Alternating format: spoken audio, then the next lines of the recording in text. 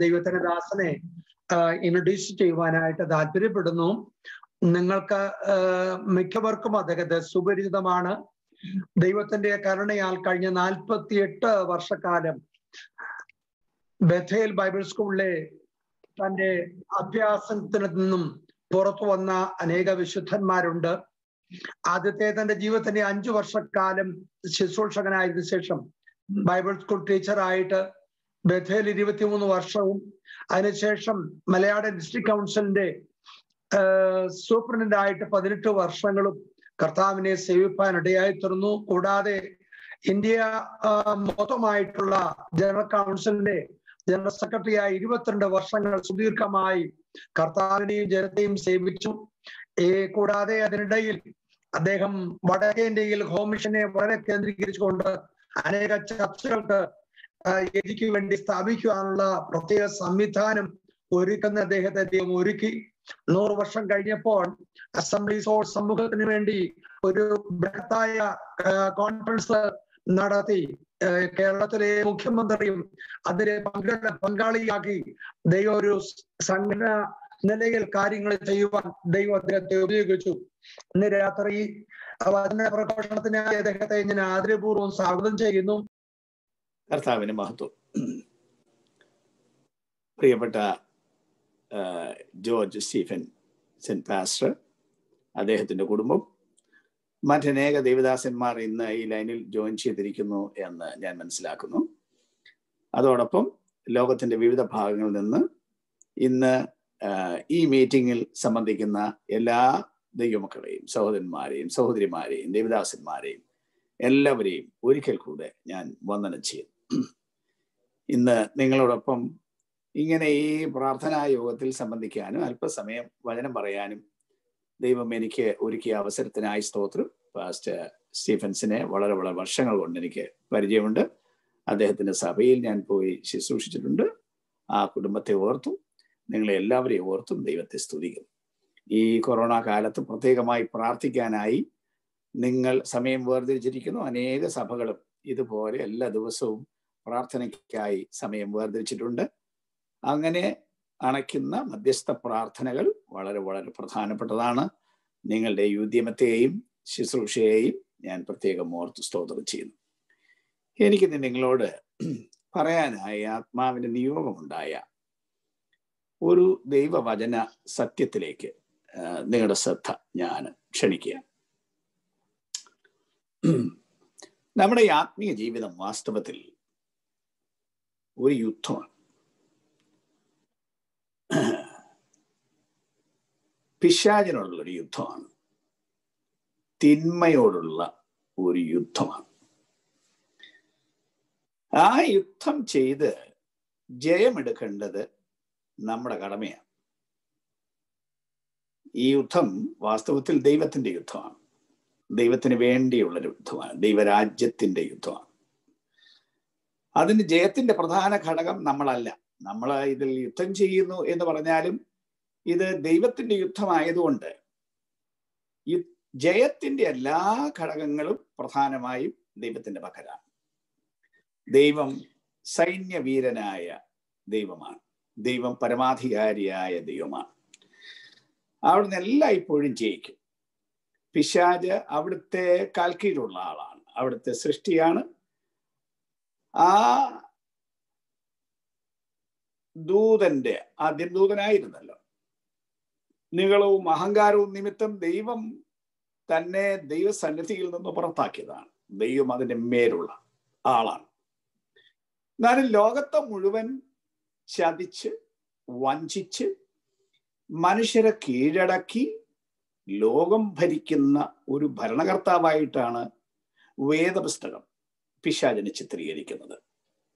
1 യോഹന്നാൻ 5-ാം അധ്യായത്തിന്റെ 19-ാം വാക്യത്തിൽ സർവ്വലോകവും ദുഷ്ടന്റെ അധീനതയിൽ കിടക്കുന്നു എന്നാണ് നാം വായിക്കുന്നത്. പക്ഷെ ഈ പിശാചിനെ നമ്മുടെ കർത്താവായ യേശു ക്രിസ്തു അവിടുത്തെ ക്രൂശ് മരണത്താൽ തോൽപ്പിച്ചു വന്നു. അവന്റെ സകല സംവിധാനങ്ങളെയും, അതായത് വാഴ്ചകൾ, അധികാരങ്ങൾ, അവന്റെ അഡ്മിനിസ്ട്രേറ്റീവ് സിസ്റ്റം മുഴുവനും പരാജയപ്പെടുത്തി അവനെ ആയുധവർഗം വെപ്പിച്ച് ക്രൂശിൽ അവരുടെ മേൽ ജയ ഉത്സവം കൊണ്ടാടി അവരെ പരസ്യമായ കാഴ്ചയാക്കി എന്ന് കൊലോസ്യ ലേഖനം 2-ാം അധ്യായത്തിന്റെ 15-ാം വാക്യത്തിൽ നാം വായിക്കുന്നുണ്ട്. അങ്ങനെ ക്രിസ്തു നിശേഷം പരാജയപ്പെടുത്തിയവനാണ് പിശാച്. എന്നിരിക്കലും പിശാച് ഇല്ലാതായില്ല, പിശാചിനെ ഇല്ലാതാക്കിയില്ല. പിശാചിന്റെ ആധിപത്യത്തിൽ നിന്ന്, അതായത് മരണത്തിന്റെ അധികാരിയായ പിശാച് എന്നാണ് എബ്രായ ലേഖനം 2-ാം അധ്യായത്തിന്റെ 14-ാം വാക്യത്തിൽ നാം വായിക്കുന്നത്. അങ്ങനെ ആ മരണത്തിന്റെ അധികാരി എന്ന സ്ഥാനത്ത് നിന്ന് അവനെ നീക്കി, അവന്റെ പക്കൽ ഉണ്ടായിരുന്ന ആയുധം താഴെ വെപ്പിച്ച് അവനെ നിരായുധനാക്കി എന്നും വിശുദ്ധ പുസ്തകം പറയുന്നു. എങ്കിലും അയാൾ ജീവിക്കുന്നു, അയാൾ പ്രവർത്തിക്കുന്നു.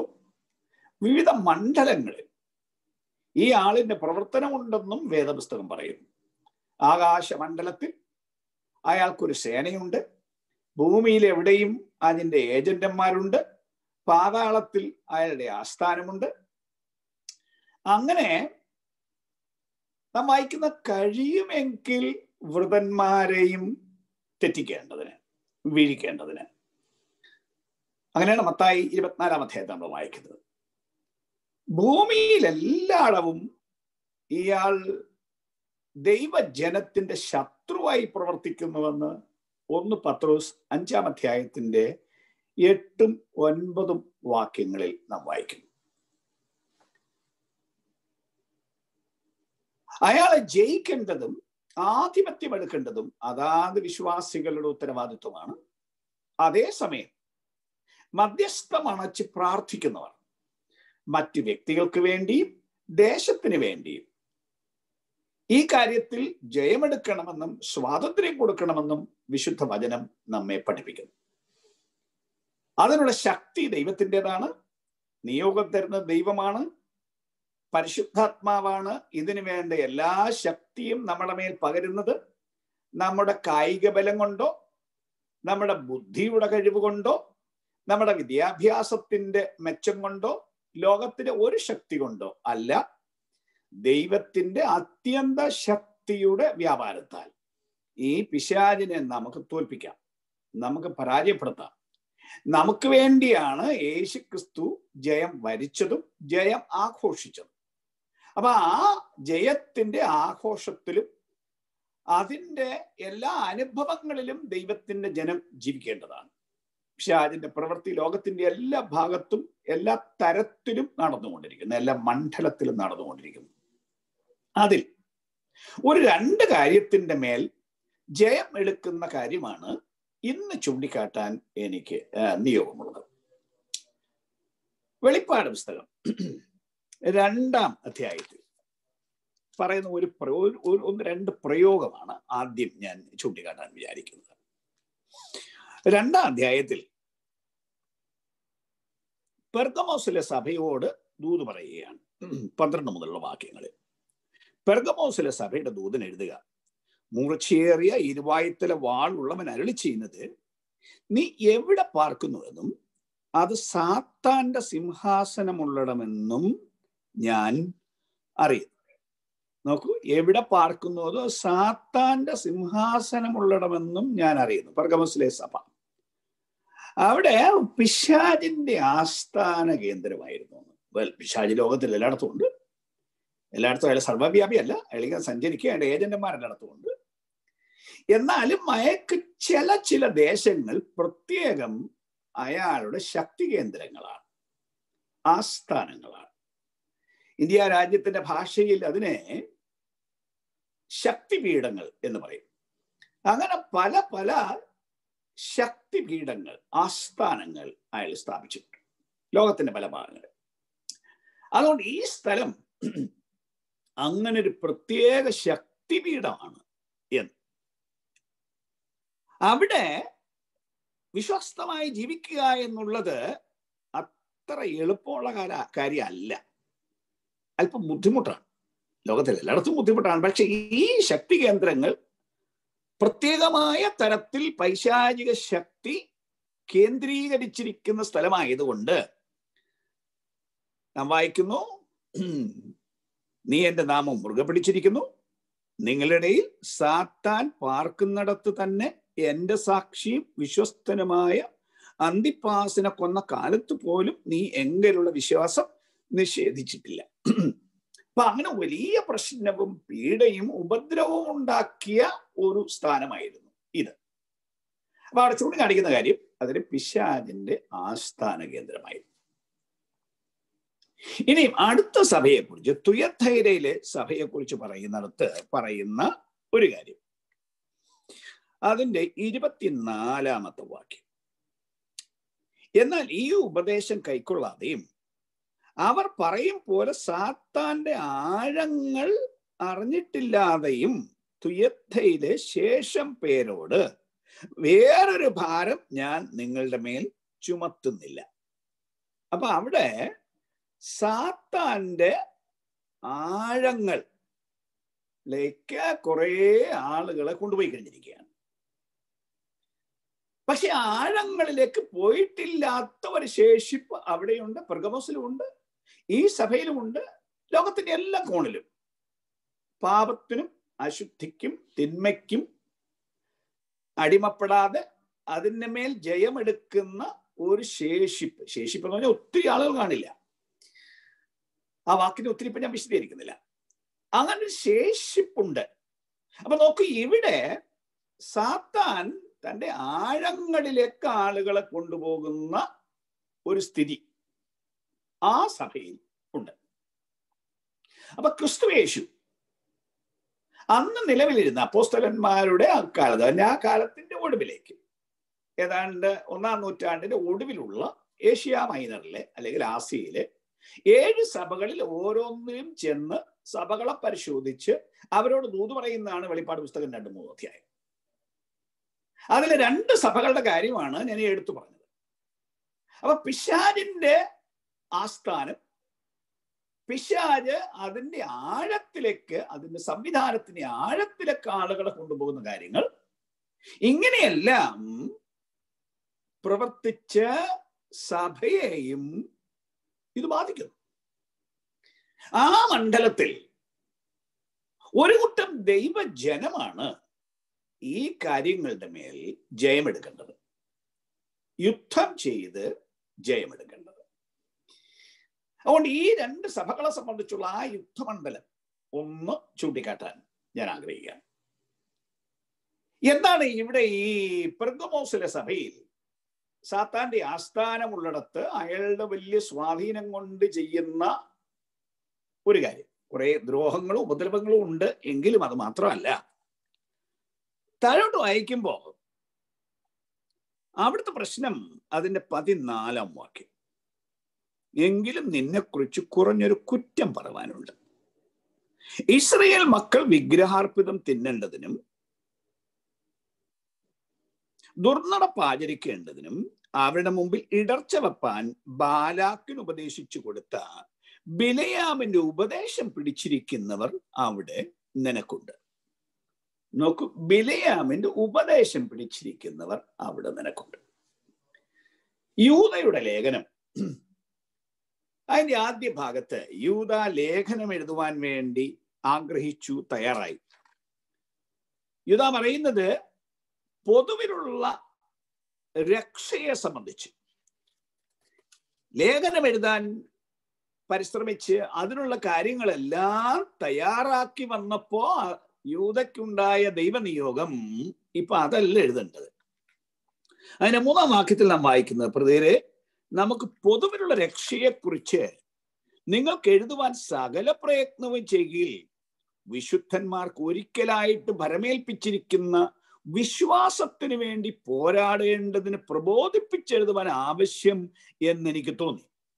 അപ്പൊ വിശുദ്ധന്മാർക്ക് ഒരിക്കലായി ഭരമേൽപ്പിച്ച വിശ്വാസത്തിന് വേണ്ടി നോക്കൂ, പോരാടേണ്ടതിന്, അതാ ഞാൻ ആദ്യമേ യുദ്ധം എന്ന് പറഞ്ഞത്, പോരാടേണ്ടതിന്, യുദ്ധം ചെയ്യേണ്ടതിന് നിങ്ങൾ പ്രബോധിപ്പിച്ചെഴുതുവാൻ ആവശ്യം എന്നെനിക്ക് തോന്നുന്നു. വ്യക്തിപരമായി അങ്ങനെയുള്ള കാര്യങ്ങൾ ചെയ്യുമ്പോൾ തന്നെ നമ്മള് പൗലോസിന്റെ ലേഖനങ്ങളിൽ വായിക്കുന്നത് അന്ത്യകാലത്ത് ഭൂതങ്ങളുടെ ഉപദേശം ഉണ്ടാവും, മനുഷ്യരെ തെറ്റിക്കാൻ വേണ്ടി. സഭയിൽ പലവിധ തെറ്റായ ഉപദേശങ്ങൾ കൊണ്ടുവരും. അന്ത്യകാലം എന്ന് പറയുമ്പോൾ നമ്മുടെ ഈ കാലത്ത് മാത്രമൊന്നും അല്ലത്. അപ്പോസ്തലനായ പത്രോസ് പ്രവൃത്തി പുസ്തകം 2-ാം അധ്യായത്തിൽ എഴുന്നേറ്റ് നിന്ന് പ്രസംഗിച്ചപ്പോൾ തന്നെ അന്ത്യകാലത്ത് സകല ജഡത്തിന്റെ മേലും ഞാൻ എൻ്റെ ആത്മാവിനെ പകരുമെന്നതിന്റെ നിവൃത്തിയെന്ന് വന്നു എന്ന് പറഞ്ഞതാണ്. അപ്പോസ്തലിക കാലങ്ങളിൽ തന്നെ ഇത്തരം ദുരുപദേശങ്ങൾ സഭയിൽ വ്യാപകമായി ഉണ്ടായിരുന്നു.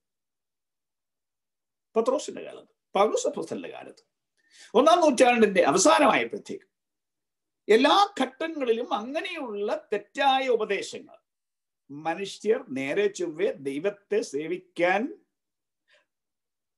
അനുവദിക്കാതെ അതിൽ നിന്ന് മനുഷ്യരെ വീഴ്ത്തിക്കളയാൻ പിശാച് ഉപയോഗിക്കുന്ന വളരെ പ്രധാനപ്പെട്ട ഒരു തന്ത്രമാണ് ഉപദേശം.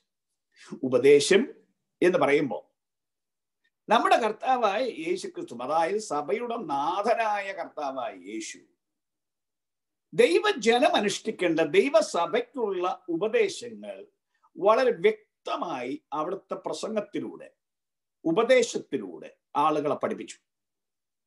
നമ്മളറിയാം, ക്രിസ്തീയ ഉപദേശം എല്ലാം നമ്മുടെ കർത്താവായ യേശു ക്രിസ്തുവിന്റെ വചനത്തിൽ നിന്നും ഉണ്ടായിട്ടുള്ളതാണ്.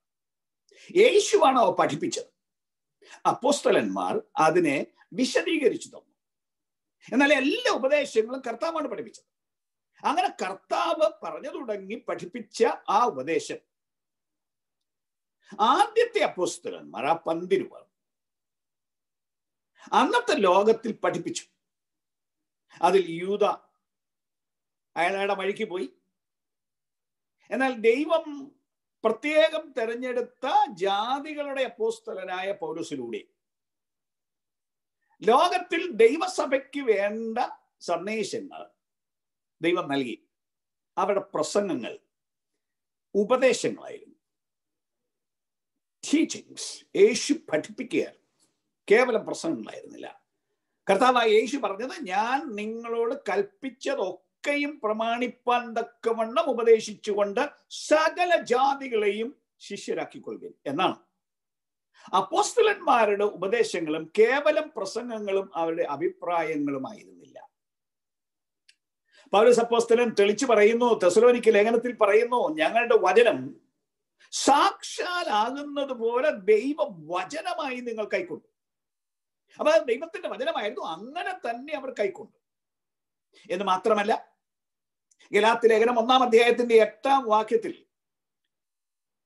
അവരുടെ പ്രസംഗം, അവർ ഉപദേശിച്ച ഉപദേശം എന്നിവയെ സംബന്ധിച്ച് പൗലോസ് അപ്പോസ്തലന്റെ പ്രസ്താവന, ഞങ്ങൾ നിങ്ങളോട് അറിയിച്ചതിന് വിപരീതമായി ഞങ്ങളാകട്ടെ സ്വർഗത്തിൽ നിന്നൊരു ദൂതനാകട്ടെ നിങ്ങളോട് സുവിശേഷം അറിയിച്ചാൽ അവൻ ശപിക്കപ്പെട്ടത്. അവർ പറഞ്ഞ സുവിശേഷം സത്യമായ ദൈവവചനമായിരുന്നുവെന്നും ഒരു കാരണവശാലും മാറ്റമില്ലാത്ത ദൈവവചനമായിരുന്നുവെന്നും അവർക്ക് തന്നെയോ അല്ല സ്വർഗത്തിലൊരു ദൂതന് പോലുമോ വന്ന് മാറ്റാൻ അധികാരമില്ലാത്ത ആധികാരിക വചനമായിരുന്നു എന്നും അവിടെ അസന്നിഗ്ധമായി പ്രഖ്യാപിച്ചിരിക്കുകയാണ്.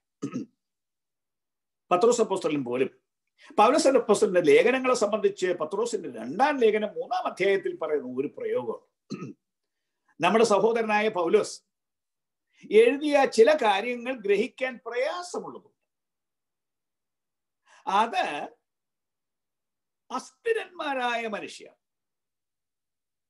ശേഷം തിരുവെഴുത്തുകളെ പോലെ അതും തങ്ങളുടെ നാശത്തിനായി കൂട്ടിക്കളയും. അപ്പൊ പൗലോസ് എഴുതിയത് തിരുവെഴുത്തുകളാണ് എന്ന് പത്രോസ് അപ്പോസ്തലൻ സാക്ഷ്യപ്പെടുത്തിയിരിക്കുകയാണ്. അപ്പൊ അങ്ങനെ ആ തിരുവെഴുത്തുകൾ ഇവർ പറഞ്ഞത് ദൈവസഭയ്ക്കുള്ള ഉപദേശമാണ്. ഇതാണ് യൂദ പറഞ്ഞിരിക്കുന്നത്, വിശുദ്ധന്മാർക്ക് ഒരിക്കലായി ഭരമേൽപ്പിച്ചിട്ടുള്ള വിശ്വാസം.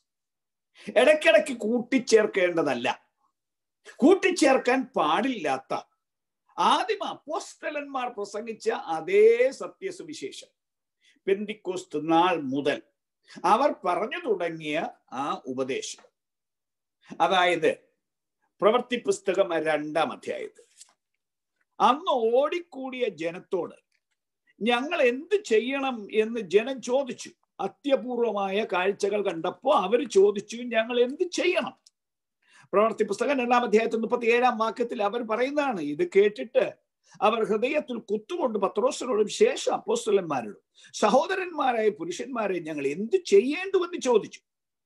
പത്രോസ് അവരോട് പറഞ്ഞ മറുപടി, നിങ്ങൾ മാനസാന്തരപ്പെട്ടു നിങ്ങളുടെ പാപങ്ങളുടെ മോചനത്തിനായി ഓരോരുത്തൻ യേശുക്രിസ്തുവിന്റെ നാമത്തിൽ സ്നാനമേൽപ്പീൻ. നോക്കൂ, നിങ്ങൾ മാനസാന്തരപ്പെട്ട് നിങ്ങളുടെ പാപങ്ങളുടെ മോചനത്തിനായി ഓരോരുത്തൻ യേശുക്രിസ്തുവിന്റെ നാമത്തിൽ സ്നാനമേൽപ്പീൻ, എന്നാൽ പരിശുദ്ധാത്മാവ് എന്ന ദാനം ലഭിക്കും. ഈ വാഗ്ദത്തം നിങ്ങൾക്കും നിങ്ങളുടെ മക്കൾക്കും നമ്മുടെ ദൈവമായ കർത്താവ് വിളിച്ചു വരുത്തുന്ന ദൂരസ്ഥന്മാരായ ഏവർക്കും ഉള്ളതാണ്. അപ്പൊ മാനസാന്തരം, സ്നാനം, പരിശുദ്ധാത്മാവിലുള്ള സ്നാനം, മറ്റ് പല വാക്കുകളാലും സാക്ഷ്യം പറഞ്ഞവരെ പ്രബോധിപ്പിച്ചു. ഈ വക്രതയുള്ള തലമുറയിൽ നിന്ന് രക്ഷിക്കപ്പെടുവീനെന്ന് പറഞ്ഞു. അതായത് വക്രതയുള്ള ഈ തലമുറയുടെ ഭാഗമായിരിക്കാതെ അതിൽ നിന്ന് രക്ഷപ്പെട്ട് പുറത്തു വരുവീൻ എന്ന് അവരെ പ്രബോധിപ്പിച്ചു. അവന്റെ വാക്ക് കൈക്കൊണ്ടവർ സ്നാനമേറ്റു. അന്ന് 3000-ഓളം പേർ സ്നാനമേറ്റ ഈ കൂട്ടരോട് ചേർന്നു. 3000-ഓളം പേർ അവരോട് ചേർന്നവർ സ്നാനമേറ്റ ഈ കൂട്ടരോട് ചേർന്നു. അവർ അപ്പോസ്തലന്മാരുടെ ഉപദേശം കേട്ടു, കൂട്ടായ്മ ആചരിച്ചു, അപ്പം നുറുക്കിയും പ്രാർത്ഥന കഴിച്ചും പോന്നു. അപ്പൊ ഈ പറഞ്ഞ ഉപദേശങ്ങളും ഇത് വളരെ അടിസ്ഥാനപരമായ ദൈവവചനത്തിന്റെ സത്യങ്ങളും അവർ പഠിപ്പിച്ച ഉപദേശം, ഞാൻ പറഞ്ഞു യേശു പറഞ്ഞു തുടങ്ങിയതും അപ്പോസ്തലന്മാർ പഠിപ്പിച്ചതുമായ ഈ ഉപദേശങ്ങൾ വളരെ വളരെ പ്രധാനപ്പെട്ടതാണ്. സഭയെ സംബന്ധിച്ചിടത്തോളം, ഏത് പ്രസ്ഥാനത്തെ സംബന്ധിച്ചിടത്തോളം അതിന്റെ ഉപദേശം പ്രധാനമാണ്. ഉപദേശമാണ് അതിലെ ആളുകളെ നിയന്ത്രിക്കുന്നത്, അവരുടെ ജീവിതത്തെ ക്രമീകരിക്കുന്നത്. അതാണ് സഭ വിശ്വസിക്കുന്ന ഉപദേശം ജനം അങ്ങനെ അങ്ങ് വിശ്വസിക്കുന്നു. അതിനെ നല്ലൊരു പങ്കാളികളും ചോദ്യം ചെയ്യാറില്ല. അപ്പൊ അതിനനുസരിച്ച് അവർ ചെയ്യും. അതിപ്പോ എന്ത് പഠിപ്പിച്ചാലും ആ സഭ പഠിപ്പിക്കുന്നത് കൊണ്ട് അത് കണ്ണുമടച്ച് വിശ്വസിച്ച് അത് അനുവർത്തിക്കുന്നതിൽ തെറ്റില്ല എന്ന് ചിന്തിക്കുന്നവരാണ് സാധാരണ സമാജനം. ഇവനത് ദൈവവചനപ്രകാരമുള്ളതാണോ അല്ലയോ എന്ന് പരിശോധിക്കുക പോലും അനേകം കൂട്ടങ്ങളിൽ നടക്കുന്നില്ല. എന്നാൽ അങ്ങനെയല്ല ചെയ്യേണ്ടത്. എല്ലാം കണ്ണുമടച്ച് വിശ്വസിക്കുന്നവരായിട്ടല്ല വേണ്ടിയത്. അപ്പോസ്തല പ്രവൃത്തിയിൽ പറയുന്ന പോലെ ബെരോവയിലുള്ള ഒരു കൂട്ടം ആളുകൾ വളരെ വളരെ ശ്രേഷ്ഠന്മാരായി. അവർ കേട്ട തിരുവെഴുത്തുകൾ, പ്രസംഗങ്ങൾ അങ്ങനെ തന്നെയാണോ എന്ന് തിരുവെഴുത്തുകളെ ദിനം പ്രതി പരിശോധിച്ചു പോകുന്നവരായി. കേൾക്കുന്ന വചനം ദൈവവചന സത്യമാണോ, വചനത്തിൽ രേഖപ്പെടുത്തിയിരിക്കുന്ന ഉപദേശമാണോ എന്ന് പരിശോധിക്കേണ്ടത് അത്യാവശ്യമാണ്. അപ്പൊ അങ്ങനെയുള്ള ഉപദേശങ്ങളാണ് മനുഷ്യന്റെ ജീവിതത്തെ നിയന്ത്രിക്കുന്നത്. ഉപദേശം തെറ്റിയാൽ ജീവിതം തെറ്റും. ഇവിടെ ഈ സഭയ്ക്ക്, അതായത് ഈ പെർഗമോസിലെ സഭയ്ക്ക് സംഭവിച്ച കാര്യം എന്താണ് എന്നിവിടെ പറഞ്ഞിരിക്കുന്ന ആ ഒരു കാര്യം മാത്രം ഞാൻ ഒന്ന് ആ കാര്യത്തിൽ ചൂണ്ടിക്കാട്ടുകയാണ്. ബിലയാമിന്റെ ഉപദേശം പിടിച്ചിരിക്കുന്നവർ അവിടെ നിനക്കുണ്ട്. എന്താണ് ബിലയാമിന്റെ ഉപദേശം എന്ന് അവിടെ തന്നെ പറഞ്ഞിട്ടുണ്ട്. സംഖ്യാപുസ്തകം 22 മുതൽ 25 വരെയുള്ള അധ്യായങ്ങളിലാണ് ബിലയാമിന്റെ കാര്യവും അതിനോടനുബന്ധിച്ചുള്ള കാര്യങ്ങളും രേഖപ്പെടുത്തിയിരിക്കുന്നത്. പക്ഷെ അവിടെ ഉപദേശം എന്താണെന്ന് പറഞ്ഞിട്ടുള്ള ആ ചരിത്ര സംഭവങ്ങൾ അവിടെ രേഖപ്പെടുത്തിയിട്ടുണ്ടെന്ന് മാത്രമേ ഉള്ളൂ. പക്ഷെ ഉപദേശം എന്താണെന്ന് വേറെങ്ങും പോകാതെ ഇവിടെ തന്നെ കൃത്യം പറഞ്ഞിട്ടുണ്ട്. എന്താണ് ആ ഉപദേശം? ഇസ്രായേൽ മക്കൾ വിഗ്രഹാർപ്പിതം തിന്നേണ്ടതിനും ദുർനടപ്പ് ആചരിക്കേണ്ടതിനും അവരുടെ മുമ്പിൽ ഇടർച്ച വെക്കാൻ ബാലാക്കിന് ഉപദേശിച്ചു കൊടുത്ത ബിലയാമിന്റെ ഉപദേശം. ബിലയാം നല്ല പ്രവാചകൻ, ദൈവം പറഞ്ഞതല്ലാതെ മറ്റൊന്നും പ്രവചിക്കില്ല എന്ന് അവസാനം വരെ നിർബന്ധം പിടിച്ച പ്രവാചകൻ. ദൈവത്തിന്റെ അനുമതി ഇല്ലാതെ പോയതാണ്. അവസാനം നിർബന്ധിച്ച് ദൈവം അനുമതി കൊടുത്തു എന്ന് മാത്രമേ ഉള്ളൂ. പൊയ്ക്കൂടായിരുന്നു, തടഞ്ഞതാണ്. എന്നാലും പൈസ മോഹിച്ചു പോയതാണ്. പക്ഷേ പോരാൻ നേരം ദൈവത്തിന്റെ വചനം എല്ലാം പറഞ്ഞ് ദൈവം പറഞ്ഞതിൽ വ്യത്യാസം കാണിക്കില്ല എന്ന് പറഞ്ഞപ്പോ ബാലാക്ക് പറഞ്ഞ് പൊയ്ക്കോ, ഒരു വകയും തരില്ല, നിന്നെ ഞാൻ മാനിക്കാൻ വിചാരിച്ചാണ്, പക്ഷെ ഒരു പൈസയും തരില്ല, പൊയ്ക്കോളാം. അപ്പോ അങ്ങനെ അങ്ങ് പോരാൻ പറ്റുമോ? എന്തായാലും ഇതിന് പോയതല്ലേ. തന്നെയല്ല, ദൈവം ആവശ്യപ്പെട്ട് പോയതുമല്ല, പൈസയ്ക്ക് വേണ്ടി പോയതാണ്. അപ്പൊ പൈസ വേണമല്ലോ. ഉപദേശത്തിൽ അല്ല, ഈ പ്രവചനത്തിൽ തെറ്റ് പറയില്ല എന്ന് ശഠിച്ചെങ്കിലും ഒരു ചെറിയ പണിയും ചെയ്ത് വെച്ചാണ് പോയത്. ആ പണി ഇതാണ്. ബാലാക്കിനോട് പറഞ്ഞു കൊടുത്തു, ബാലാക്കെ, ഞാൻ ശപിച്ചാൽ അതുകൊണ്ട് പ്രയോജനമൊന്നുമില്ല. ഇവർ ദൈവത്തെ സേവിക്കുന്നിടത്തോളം നിങ്ങൾ എന്നാ ശാപം ഞാൻ ശപിച്ചാലും ആര് ശപിച്ചാലും അവർ കേൾക്കുകയില്ല. എന്നാൽ അവർ ദൈവത്തിന്റെ വചനം തെറ്റിക്കാൻ ഒരു കൊച്ചു പണി ചെയ്യാമെങ്കിൽ കാര്യം ഒത്തു. എന്താ ചെയ്യേണ്ടത്? അവരെ ഉത്സവങ്ങൾക്ക് വിളിക്കണം. നിങ്ങൾ ഉത്സവം വെക്കണം, ഉത്സവങ്ങൾക്ക് വിളിക്കണം. എന്നിട്ട് ആ കൂട്ടത്തിൽ നല്ല ഭക്ഷണം വെക്കണം. ആ ഭക്ഷണം തിന്നാൻ വിളിക്കണം. ഭക്ഷണത്തിന് വിളിച്ച ആരും വരും. അങ്ങനെയാണല്ലോ മനുഷ്യ സ്വഭാവം. അങ്ങനെ ഈ പാർട്ടിക്ക് വിളിച്ച ആരും. അങ്ങനെ പാർട്ടിക്ക് വിളിക്കണം. പാർട്ടിക്ക് വിളിക്കുമ്പോൾ അവരുടെ ഭക്ഷണം വിഗ്രഹങ്ങൾക്ക് അർപ്പിച്ചതാണ്. അപ്പൊ അത് തിന്നാ ദൈവം കോപിച്ചോളും. തന്നെയല്ല, വരുമ്പോ ഒരു കാര്യം ചെയ്യണം. നിങ്ങളുടെ പെൺപിള്ളേരെയൊക്കെ ഒരുക്കി നിർത്തി ഒരു തരം കൈൻഡ് ഓഫ് സെക്സി ഡ്രസ്സിങ് എല്ലാം ചെയ്ത് നിർത്തിയേക്കണം. ഇവർക്ക് ഇഷ്ടം തോന്നത്തക്കവണ്ണം, മോഹം തോന്നത്തക്കവണ്ണം നിർത്തണം. അതിലൊരുത്തിയെ എവളെ വേണോ അവളെ കൊണ്ടുപോകാൻ അനുവദിച്ചേക്കണം. ഇവൾ അവിടെ ചെന്ന് കഴിയുമ്പോൾ ദൈവത്തിന്റെ കോപം ഇവരുടെ മേൽ വന്നോളൂ. ദൈവത്തിന്റെ ജനത്തിന് ജീവിത വിശുദ്ധി, വിവാഹബന്ധങ്ങൾ ഇവ പവിത്രവും പാവനവുമായിരിക്കണം. അത് ദൈവം വെച്ച വളരെ വ്യക്തമായ ക്രമങ്ങൾ, ഉപദേശങ്ങൾ ദൈവത്തിന്റെ വചനത്തിൽ വളരെ വ്യക്തമായി അവരോട് രേഖപ്പെടുത്തി പറഞ്ഞിട്ടുണ്ട്. ആവർത്തന പുസ്തകം 7-ാം അധ്യായത്തിന്റെ 3-ാം വാക്യം, പുറപ്പാട് പുസ്തകം 34-ാം അധ്യായം 15-16 വാക്യങ്ങൾ, യോശുവയുടെ പുസ്തകം 23-ാം അധ്യായം 7-ാം വാക്യം, 12-13 വാക്യം, ന്യായാധിപന്മാരുടെ പുസ്തകം 3-ാം അധ്യായം 5-ാം വാക്യം, 6-ാം വാക്യം. ഈ വാക്യങ്ങളെല്ലാം വളരെ വ്യക്തമായിട്ട് പറഞ്ഞിട്ടുണ്ട്. അവിശ്വാസികളുമായി, അന്യജാതിക്കാരുമായി ഒരു വിവാഹബന്ധം പാടില്ലെന്ന്. കാരണം വിവാഹബന്ധം ജീവിതത്തെ ഏറ്റവും കൂടുതൽ സ്വാധീനിക്കുന്നതാണ്. മനുഷ്യരെ വളരെ പേരെ വിശ്വാസത്തിൽ നിന്ന് വീഴ്ത്തിക്കളഞ്ഞതാണ് വിവാഹബന്ധം. ഈവൻ ജ്ഞാനിയായ ദൈവജ്ഞാനം കൊടുത്ത ശലോമോൻ പോലും വീണുപോയതിന്റെ കാരണം അയാളുടെ വിവാഹബന്ധമാണ്. അപ്പൊ അങ്ങനെ ദൈവം കൊടുത്ത ആ വേർപാടിന്റെ നിയമങ്ങൾ, വിശുദ്ധ ജീവിതത്തിന്റെ നിയമങ്ങൾ, അതിൽ തെറ്റുവരുത്തി വീഴ്ച ഭവിച്ചാൽ മനുഷ്യനെ വീഴ്ത്താം. അപ്പൊ ആ വേർപാടിന്റെ ഉപദേശം ഞാൻ ഒന്നുകൂടെ എടുത്ത് പറയുന്നു.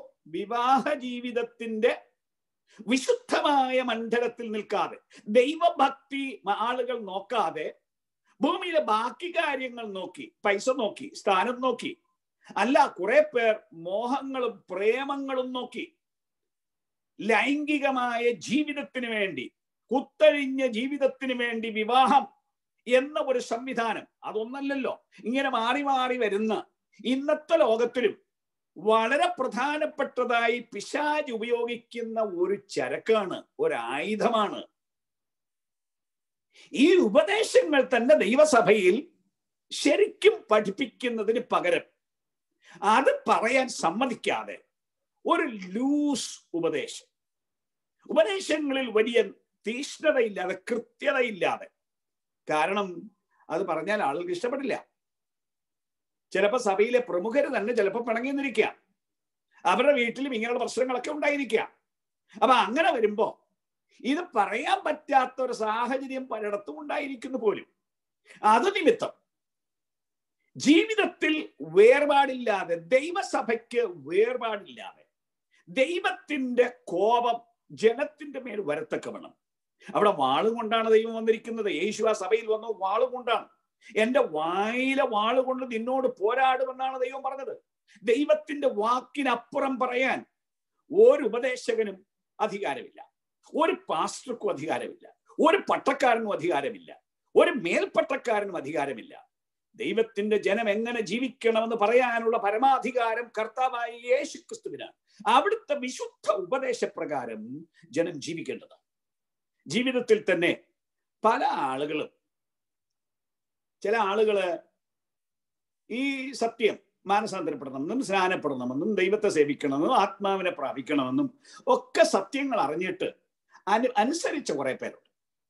എന്നാലും കല്യാണത്തിന് മുമ്പും ഇത് അനുസരിച്ച കുറെ പേർ ഇതൊന്നും ആരോടും പറയാതെ, പുറത്തു പറയാതെ കല്യാണം കഴിച്ച് അടിമനൊടുക്കത്തിൽ കുടുങ്ങിപ്പോയ എത്രയോ സ്ത്രീകളുണ്ട്, എത്രയോ പുരുഷന്മാരുണ്ട്. അവർ കല്യാണം കഴിച്ചവർ ദൈവഭക്തി ഉള്ളവരാണെങ്കിൽ അവരെ തിരിച്ചു കൊണ്ടുവരാൻ പറ്റിയേക്കാം. എന്നാൽ ഒരു കാരണവശാലും ഇതിൽ നിന്ന് പുറത്തു വരാൻ പറ്റാത്ത എത്ര മനുഷ്യർ ലോകത്തിന്റെ ഏത് കോണിലുമുണ്ട്. വാസ്തവത്തിൽ അറിഞ്ഞ സത്യം തുറന്നു പറയാഞ്ഞത് കൊണ്ടും മൂടിവെച്ചത് കൊണ്ടും ഉണ്ടായ സ്ഥിതിവിശേഷമല്ലേ ഇതെല്ലാം ഉണ്ടായിട്ടുള്ളത്? ഏതായാലും ഇത് മനുഷ്യനെ ചതിക്കുന്ന പിശാചിന്റെ ഒരു തന്ത്രമാണ്. സത്യ ഉപദേശം, ദൈവത്തിന്റെ വചനം പരസ്യമായി നല്ല പോലെ വിളിച്ചു പറയാൻ ദൈവജനം തയ്യാറാകണം, ദൈവസഭകൾ തയ്യാറാകണം, ശുശ്രൂഷകന്മാർ തയ്യാറാകണം. മനുഷ്യരുടെ മുഖം നോക്കിയല്ല, മനുഷ്യരുടെ പ്രസാദം നോക്കിയല്ല, അവരുടെ പണത്തിന് വേണ്ടിയല്ല. ദൈവത്തിന്റെ സത്യത്തിലേക്ക് ജനത്തെ കൊണ്ടുവന്ന് ജനത്തെ സ്വർഗരാജ്യത്തിൽ പ്രവേശിപ്പിക്കാനുള്ള ദൗത്യമാണ് ദൈവസഭയ്ക്കുള്ളത്, ദൈവത്തിന്റെ ശുശ്രൂഷകന്മാർക്കുള്ളത്. ഉപദേശത്തിൽ ഒരു വിട്ടുവീഴ്ചയും ചെയ്യാൻ ഒന്നുകൂടെ ഞാൻ എടുത്തു പറയുന്നു, ദൈവം ആരെയും അനുവദിച്ചിട്ടില്ല. ആര് വിട്ടുവീഴ്ച കാണിച്ചാലും വിട്ടുവീഴ്ച കാണിക്കാൻ ദൈവം തയ്യാറുമല്ല. അതുകൊണ്ട് യൂദ പറയുകയാണ്, ആ വിശ്വാസത്തിന് വേണ്ടി പോരാടണം എന്ന് പറഞ്ഞാൽ അവനവൻ ഇറങ്ങിത്തിരിച്ച വിശ്വാസത്തിന് വേണ്ടി നിലനിൽക്കണം, ശക്തിയോടെ നിലകൊള്ളണം, എതിർപ്പുകളുടെ നിലനിൽക്കണം, എന്ത് പീഡ വന്നാലും നിലനിൽക്കണം എന്ന് മാത്രമല്ല, ഇന്ന് വ്യാപരിക്കുന്ന ഈ തരം ഉപദേശങ്ങളിൽ ലൂസായി ജീവിക്കാൻ മനുഷ്യന് അനുമതി കൊടുക്കുന്ന ഈ പൈശാചികമായ ഈ സ്വാധീനത്തെ ചെറുത്തു തോൽപ്പിക്കാൻ ആത്മാവിൽ പ്രാർത്ഥിച്ച് ഇതിനെതിരെ ജാഗരിക്കുന്ന ഒരു കൂട്ടം ദൈവത്തിന്റെ ജനം വേണം.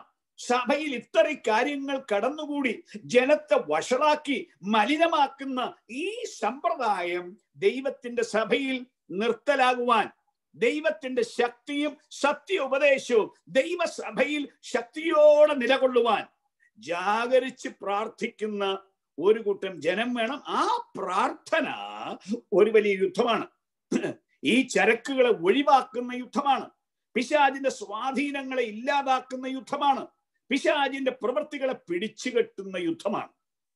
അത് അതിന്റെ ഒരു ഭാഗം. രണ്ടാം ഭാഗം ഇവിടെ പറഞ്ഞിരിക്കുന്നത് സാത്താന്റെ ആഴങ്ങളിലേക്ക് പോകുന്ന ഒരു കാര്യമാണ്. അവിടെ സംഭവിച്ചത് ഉപദേശം തെറ്റി. ഉപദേശം തെറ്റിക്കഴിഞ്ഞ് അടുത്തതായി സംഭവിക്കുന്ന ഉപദേശം തെറ്റിയ ജീവിതം തെറ്റും. അതാണ് ഈ പറയുന്ന തുയതര സഭയ്ക്ക് പറ്റിയത്. ജീവിതം തെറ്റി. ആ സഭയിലെ സ്വാധീനമുള്ള പ്രവാചകി തന്നെ ജീവിതം തെറ്റിച്ചവൾ എന്ന് മാത്രമല്ല, തനിക്ക് സ്വാധീനത്തിന് മറ്റുള്ളവരെ തന്റെ പാപത്തിന് കൂട്ടുപിടിക്കുന്നവർ, അവരോടൊപ്പം പാപം ചെയ്യുന്നവർ, ദുർമാർഗത്തിൽ ഇറങ്ങി തിരിച്ചവർ, അശുദ്ധിയും വ്യഭിചാരവും ചെയ്യുന്നവർ. പിശാചിന്റെ ഏറ്റവും വലിയൊരു ചരക്കാണ് വ്യഭിചാരം, ദുർനടപ്പ്, ദുർമാർഗം. ഇതും സഭയ്ക്കകത്തും കൊണ്ടുവന്ന് പലരെയും മലിനരാക്കി. അങ്ങനെ പിശാചിന്റെ ഉപദേശത്തിന് വഴങ്ങി, പിശാചിന്റെ സ്വാധീനത്തിന് വഴങ്ങി, പിശാച് കൊണ്ടുവന്ന അശുദ്ധിക്ക് വഴങ്ങി. അശുദ്ധിക്ക് വഴങ്ങിയത് നിമിത്തം എന്താ സംഭവിച്ചത്? അങ്ങനെ വഴങ്ങിയവരെ പിശാച് അതിന്റെ ആഴത്തിലേക്ക് കൊണ്ടുപോകും. പിശാചിന് ഒത്തിരി ആഴങ്ങളുണ്ടെന്ന്.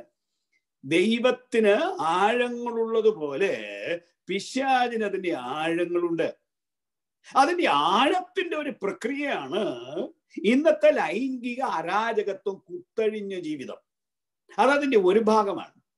എന്നാൽ ബാക്കി കുറെ ഭാഗങ്ങൾ നമ്മൾ പലപ്പോഴും ശ്രദ്ധിക്കാതെ കിടപ്പുണ്ട്. ഈ അടുത്ത കാലത്ത് മനസ്സിലാക്കിയ ഒരു കാര്യം, പിശാചിന് വലിയ ആഴങ്ങൾ, മന്ത്രവാദം, അത് മനസ്സിലാക്കിയതല്ല, മന്ത്രവാദം എല്ലാ കാലത്തും ഉണ്ട്. അത് പിശാചിന്റെ ആഴങ്ങളിലേക്ക് കൊണ്ടുപോയതാണ്. ഈവൻ ഷിക്കാഗോയിൽ അതിന്റെ ഒരു സ്കൂള് തന്നെ ഉണ്ടായിരുന്നു. അവിടുത്തെ നാട്ടുകാർ ശക്തമായിട്ട് മന്ത്രവാദത്തിന്റെ ആ സ്കൂളിനെ എതിർത്തതിനെ സംബന്ധിച്ച് ഞാൻ വായിച്ചു. അങ്ങനെ ലോകത്തിൽ, ഈവൻ അമേരിക്കയിൽ പലയിടത്തും മന്ത്രവാദം പഠിപ്പിക്കുകയും പ്രാക്ടീസ് ചെയ്യുകയും ചെയ്യുന്ന രീതി വ്യാപകം, ലോകത്തിൽ എല്ലായിടത്തും വ്യാപകം. അപ്പൊ അതതിന്റെ ആഴങ്ങളിലേക്ക് കൊണ്ടുപോവുകയാണ്.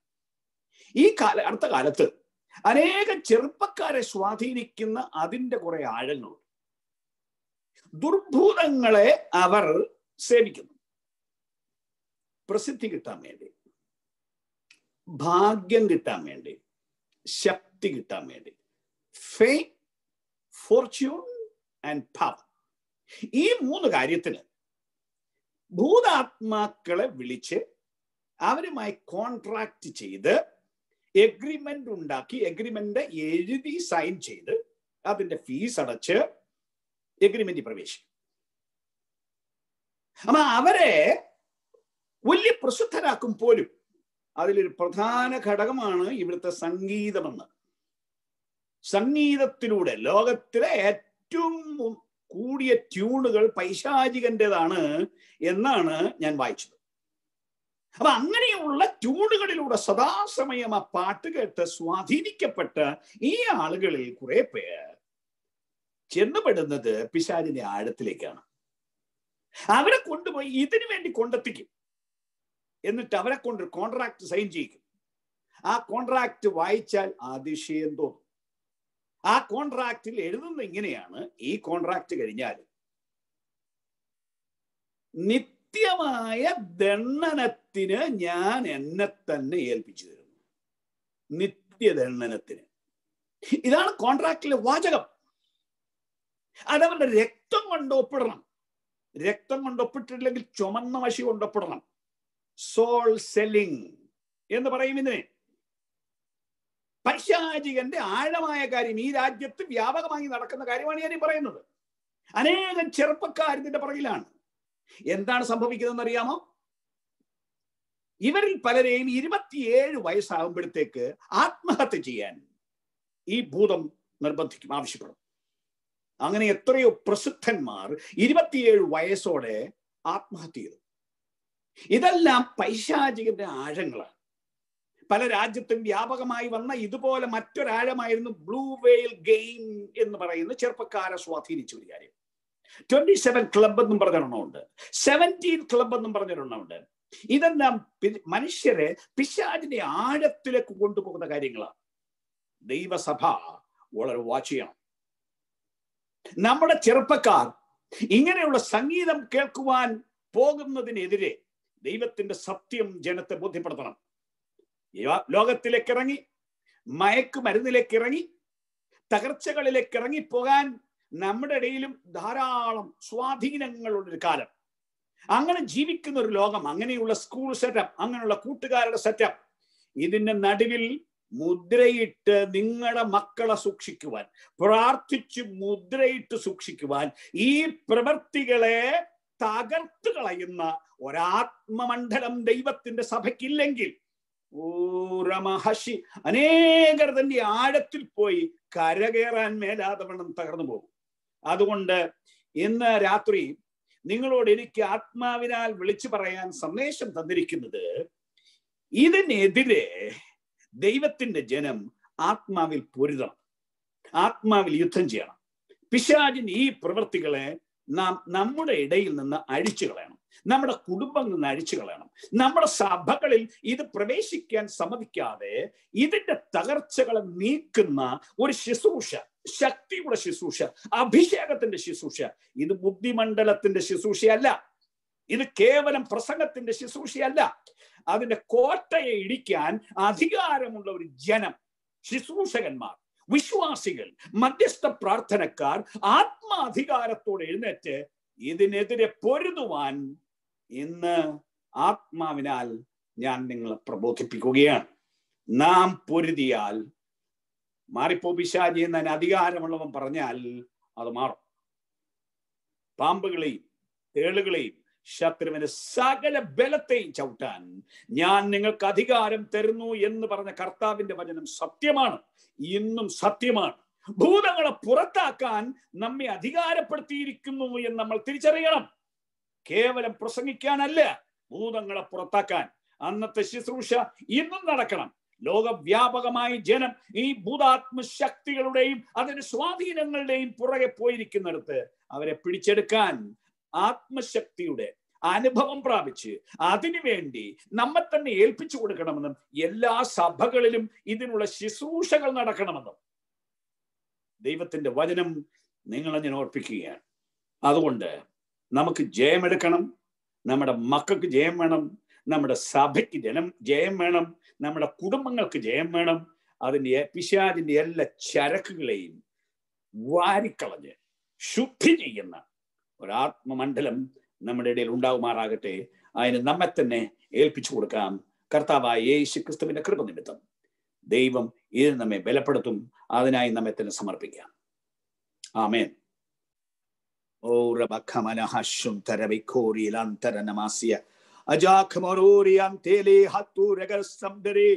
ഞങ്ങളുടെ കർത്താവായ യേശുവേ, അങ്ങയുടെ വചനത്തിനായി ഞങ്ങൾ നന്ദിയോടെ സ്തോത്രം ചെയ്യുന്നു.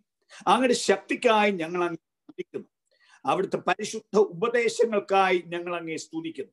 ഞങ്ങളുടെ പാപം പോക്കി ശുദ്ധീകരിക്കുവാൻ അങ്ങ് അയച്ച അങ്ങയുടെ വചനം, അവിടുത്തെ തിരുരക്തം കൊണ്ട് യേശുവേ ഞങ്ങളെ കഴുകിയ അങ്ങയുടെ പ്രവൃത്തി, ഞങ്ങൾ ശുദ്ധരായി ജീവിക്കുവാൻ ഞങ്ങളെ നിർബന്ധിക്കുകയും പ്രബോധിപ്പിക്കുകയും ശക്തീകരിക്കുകയും ചെയ്യുന്ന പരിശുദ്ധാത്മാവിന്റെ വ്യാപാരം, ഇവയ്ക്കായി ഞങ്ങൾ നന്ദിയോടെ സ്തോത്രം ചെയ്യുന്നു. ഞങ്ങളുടെ പിശാചിന്റെ പിടിയിൽ നിന്ന് പുറത്തു വന്നിരിക്കുന്നുവല്ലോ. വീണ്ടും ഞങ്ങൾ പിശാചിനെ അടിമത്വത്തിൽ കുടുങ്ങാതെ ജീവിപ്പാൻ ഞങ്ങളുടെ മേൽ കൃപയയക്കണമേ. സത്യ ഉപദേശം ദൈവമേ പരമാർത്ഥമായി സത്യസന്ധമായി ദൈവത്തിന്റെ സഭയിൽ വിളിച്ചു പറയുവാൻ, അത് അനുസരിക്കുവാൻ ഞങ്ങളുടെ മേൽ കൃപയയക്കണമേ. ഞങ്ങളുടെ സഭയിലെ ജനം ദൈവത്തിന്റെ വിശുദ്ധ ഉപദേശങ്ങൾ വിശ്വസിക്കുവാനും അത് അനുസരിച്ച് തങ്ങളെ തന്നെ വിശുദ്ധീകരിപ്പാനും കൃപയയക്കണമെന്ന് പ്രാർത്ഥിക്കുന്നു. ലോകത്തെ സ്വാധീനിക്കുന്ന പിശാചിന്റെ ഈ ചരക്കുകളും ദൈവമേ ഇന്നത്തെ അനേകം മനുഷ്യരെ പാപത്തിന്റെ ആഴത്തിലേക്ക് കൊണ്ടെത്തിച്ച്, തിന്മയിൽ കൊണ്ടെത്തിച്ച്, ലൈംഗികതയിൽ കൊണ്ടെത്തിച്ച്, പൊർണോഗ്രഫിയിൽ കൊണ്ടെത്തിച്ച്, ഓരോരോ തിന്മ ഒന്നിനു പുറത്ത് ഒന്നായി കൊണ്ടുവന്ന് അവസാനം മനുഷ്യരെ നശിപ്പിക്കുന്ന ഈ തിന്മയുടെ വ്യാപാരത്തിന്റെ മേൽ ഒരു ജയമെടുക്കുന്ന കൃപ, അതിനുള്ള ആത്മശക്തിയുടെ വ്യാപാരം ദൈവത്തിന്റെ സഭയുടെ മേൽ വരേണ്ടതിന് പ്രാർത്ഥിക്കുന്നു. അതിനായി ശുശ്രൂഷകരെ ശക്തിപ്പെടുത്തുവാൻ പ്രാർത്ഥിക്കുന്നു. അതിനായി പ്രാർത്ഥനക്കാരെ എഴുന്നേൽപ്പിക്കുവാൻ പ്രാർത്ഥിക്കുന്നു. ആത്മശക്തിയോട് പിശാചിന്റെ കോട്ടകളെ ഇടിച്ചു കളയുന്ന വലിയ ഒരു കൃപയുടെ വ്യാപാരം ഞങ്ങളുടെ ഈ കാലത്ത് അയക്കണമേ എന്ന് ഞങ്ങൾ പ്രാർത്ഥിക്കുന്നു. ഞങ്ങളെയും ശുദ്ധരായി കാക്കണമേ. പിശാചുമായി ഒരു കൂട്ടുകെട്ടുമില്ലാതെ, അവന്റെ ചരക്കുകളുമായി ഒരു ബന്ധവുമില്ലാതെ ജീവിപ്പാൻ ആത്മബലം ഞങ്ങളുടെ മേൽ അയക്കുവാൻ പ്രാർത്ഥിക്കുന്നു. ഈ വചനം കേട്ട് എല്ലാവരെയും